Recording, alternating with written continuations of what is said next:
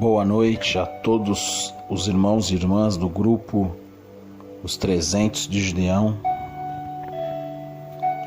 Aqui quem fala é o evangelista Eduardo, e nesta noite eu quero partilhar com os irmãos um pouco sobre o assunto do arrebatamento da igreja. Primeiro, nós devemos falar desse assunto abertamente, pois é um assunto de suma importância para toda a igreja, pois trata-se exatamente da volta de Cristo para buscar a tua igreja. Vamos observar à luz da palavra de Deus, segundo a Santa Escritura, a Bíblia, como será este dia. E eu não vejo um texto melhor para interpretar a volta do Senhor Jesus Cristo como o texto que se encontra em 2 de Pedro, no capítulo 3, do versículos de 1 a 7, que diz assim: Amados, escrevo-vos agora esta segunda carta, em ambas as quais desperto com exortação o vosso ânimo sincero, para que vos lembrei das palavras que primeiramente foram ditas pelos santos profetas e do mandamento do Senhor e Salvador mediante os vossos apóstolos. Sabendo primeiro isto, que nos últimos dias virão escarnecedores andando segundo as suas próprias concupiscências e dizendo: onde está a promessa da sua vinda?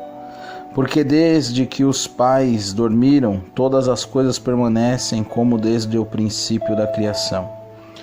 Eles voluntariamente ignoram isto, que pela palavra de Deus já desde a antiguidade existiram os céus e a terra, que foi tirado d'água e no meio da água subsiste, pelas quais coisas pereceu o mundo de então, coberto com as águas do dilúvio. Mas os céus e a terra que agora existem, pela mesma palavra se reservam como tesouro e se guardam para o fogo, até o dia do juízo e da perdição dos homens ímpios. Mas, amados, não ignoreis uma coisa, que um dia para o Senhor é como 1000 anos, e 1000 anos como um dia. De forma assombrosa, esse texto é descrito pelo apóstolo Pedro, nos trazendo à memória aquilo que já aconteceu no passado, que foi o dilúvio. E agora, tratando-se dos dias de hoje, o apóstolo Pedro descreve quão terrível será esse dia, dizendo para nós que está reservado como tesouro e se guardam para o fogo, até o dia do juízo e da perdição dos homens ímpios. Mas, amados, o que eu quero chamar a sua atenção é que forma terrível será este dia, tomado de grande temor.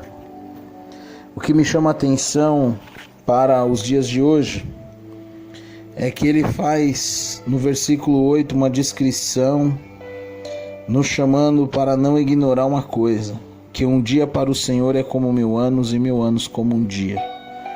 E o que me faz pensar é exatamente que o tempo exato é o agora, que nós devemos viver com essa perspectiva dentro de uma eternidade.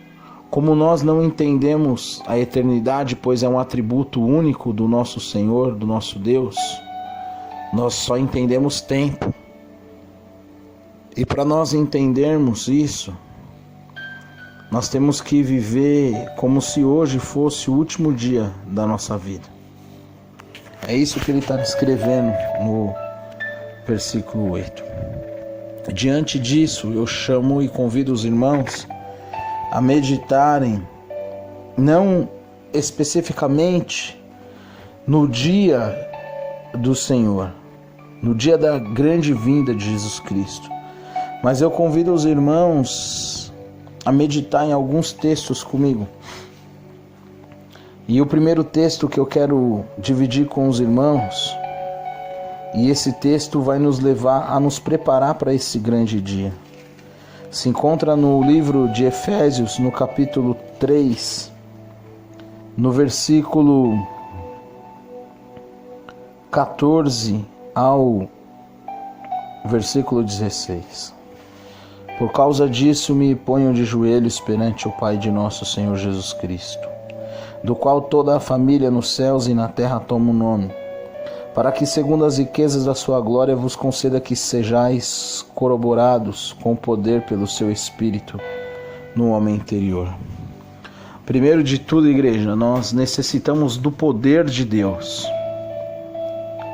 O poder de Deus, do Espírito Santo de Deus, para estarmos fortalecidos para encontrarmos com o nosso Redentor, com o nosso Salvador. Necessitamos do poder de Deus para tudo quanto nós fomos fazer em nossas vidas. E este poder só pode vir daquele que criou todas as coisas, que sustenta o cosmos e tudo que foi criado na palma das tuas mãos. Só pode vir de Deus, pelo teu Santo Espírito. E esse poder é um poder que vai nos conduzir nesta terra, mas conduzir-nos para um algo a qual muitos de nós hoje ainda tememos. Porque nós necessitamos do poder de Deus para morrer. E segundo o livro de Hebreus, no capítulo 9, no versículo 27, está escrito algo que muitas pessoas hoje têm lutado contra, com muitas doutrinas e heresias referente à vida após morte. E esse texto de Hebreus 9, 27 vai mostrar que nós precisamos do poder de Deus para morrer. E que o mais interessante de tudo é chamar a nossa atenção para quantas oportunidades nós temos tido para estar vivendo o reino de Deus e quantas oportunidades nós temos perdido de estar na presença do Senhor. E como aos homens está ordenado morrerem uma vez, vindo depois disso o juízo. O juízo, o grande dia do juízo, será o dia em que Cristo, ao soar da última trombeta, irá bradar nos céus para arrebatar a tua igreja. Mas o que eu quero dizer para você é que o tempo de hoje, de agora, nós necessitamos do poder de Deus para nós cumprirmos aquilo a qual o próprio Senhor já nos predestinou e a qual já, aleluias, nos preparou. No livro de Efésios, no capítulo 1, nos versículos 3, 4 e 5, nós vamos ter uma amostra desse trajeto que nós temos que percorrer, entendendo que até o final dele, que é a morte aqui nessa terra, nós vamos necessitar totalmente do poder de Deus.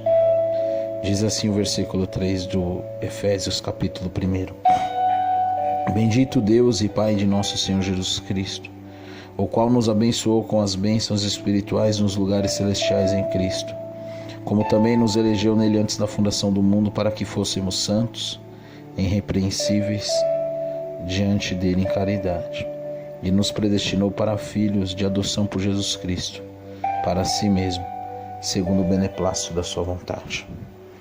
Eu louvo a Deus, meus amados irmãos, nesta noite, porque o Senhor está descrevendo o trajeto que nós vamos percorrer, o quanto nós vamos necessitar e ser dependentes desse poder dele,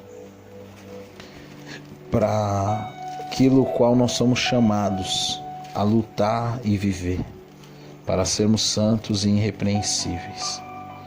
Mas eu quero partilhar com vocês nesta noite, de fato, passando por essa guisa de introdução, a entrar no assunto propriamente discutido no dia de hoje, que trata-se do dia do arrebatamento. Se haverá um arrebatamento da igreja e depois uma segunda chance? Será que é isso que diz as Escrituras? Eu creio que não. Um texto que nos mostra isso perfeitamente é o texto de 1 Tessalonicenses, no capítulo 4, no versículo 13, que diz o seguinte: não quero, porém, irmãos, que sejais ignorantes acerca dos que já dormem. E essa palavra, dormir aqui, significa o sono de morte. Para que não vos entristeçais com os demais que não têm esperança. Porque se cremos que Jesus morreu e ressuscitou, assim também aos que em Jesus dormem, Deus os tornará a trazer com ele. Dizemo-vos, pois, isto, pela palavra do Senhor, que nós os que ficarmos vivos para a vinda do Senhor, não precederemos os que dormem. Porque o mesmo Senhor descerá do céu com alarido e com voz de arcanjo e com a trombeta de Deus, e os que morreram em Cristo ressuscitarão primeiro. Depois nós, os que ficarmos vivos, seremos arrebatados juntamente com ele nas nuvens, ao encontrar o Senhor nos ares, e assim estaremos sempre com o Senhor. Portanto, consolai-vos uns aos outros com esta palavra. Eu quero fazer das palavras de Paulo a palavra de consolo para os nossos corações nesta noite, compartilhando com você, meu irmão, minha irmã, sobre esse assunto tão importante e tão atual para os dias de hoje. Enquanto nós observamos o mundo se perdendo cada dia mais, nós temos visto, infelizmente, igrejas se perderem cada dia mais. Mas eu chamo a sua atenção para esse assunto nesta noite, para que nós venhamos nos preparar para este dia. Seja esse dia enquanto nós estivermos vivos, ou seja este dia já quando nós estivermos dormindo. Mas o mais importante é que nós venhamos estar em Cristo, como Ele nos chamou, para sermos santos e irrepreensíveis. Pois por não sabermos a hora, nem o dia, nem o momento exato da sua grande vinda, como descreveu o apóstolo Pedro, nós temos que estar preparado como se hoje fosse o último dia das nossas vidas, se voltando para Deus com toda a nossa força, purificando-nos e santificando-nos a todo momento, com orações e súplicas e com ação de graças, para que nós venhamos ser encontrados dignos de alcançar o favor do Senhor e a sua salvação. Esse texto em Tessalonicenses, capítulo 4, versículo 13 a 18, resume também o texto que nós lemos em Hebreus 9, 27. E vai mostrar algo surpreendente para nós. Se nós percorrermos mais alguns trechos do livro de Lucas, no capítulo 16, nós teremos uma demonstração que ao findar desta luta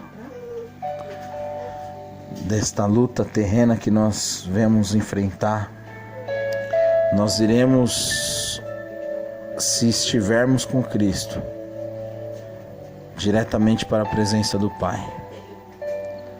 Mas se nós não estivermos com Cristo, nós iremos para o outro lado. Eu quero chamar sua atenção, meu amado irmão, minha amada irmã, nesta noite, é para que você venha atentar. Porque Jesus disse: eu sou o caminho, a verdade e a vida, ninguém vem ao Pai senão por mim.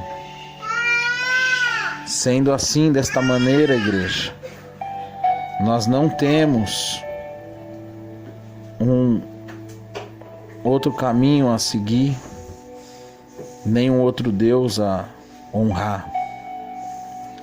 E se você acha que existe um recuo entre os dois caminhos, você se enganou. Porque há somente dois caminhos: o caminho estreito que te conduz à salvação e o caminho largo que te conduz à perdição.